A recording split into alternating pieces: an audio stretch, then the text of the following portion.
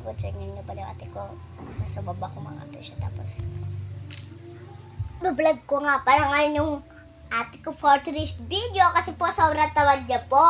Opo, yung ate ko po sobrang tamad niya kaya po ibablog ko po siya for today's video. Diba? Bakit siya ngayon doon sa may baba? Kaya abong wala pa siya, ibablog ko na siya for today's. Yung ate ko kasi sobrang tamad niya, hindi siya mautusan. Tapos kapon, inutusan ko siya kasi sabi ni tita, magtupi ka ng damit doon kasi Kuya Justin. Inanin niyo yung tinanggal yung mga sampay. Tapos sabi ng tita, ipwede mo yung doon kasi natulog ako. Ipwede mo yung mga damit nyo doon. Tapos, ayun nga, pala yung ginawa, nagtupi. Ay, di pala, nag-cellphone lang siya, Tapos nagbubulaga sa baba. Kahapon. Tapos, sabi niya, total akong boto na to. Bulaga. Di nagtupi.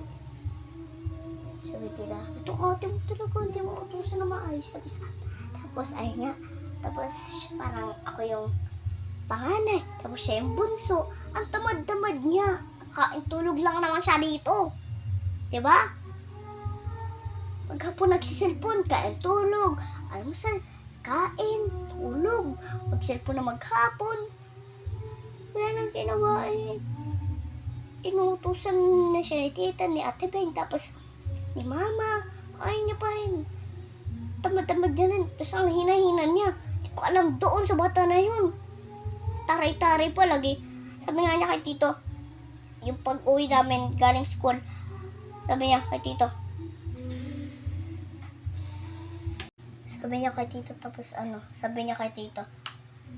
sabi kasi ni tito, niloloko lang naman ni tito si Ate Neng, yung ate ko. Tapos biglang sabi niya, ko nga, di ka nga naliligo eh.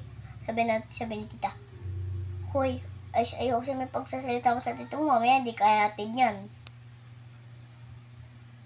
Diba, umaldito yung mata niya, tapos tamad-tamad pa, kain tulog naman din dito sa bahay. Kahit nga sila tita, pati sila mama dyan eh. Tamad-tamad.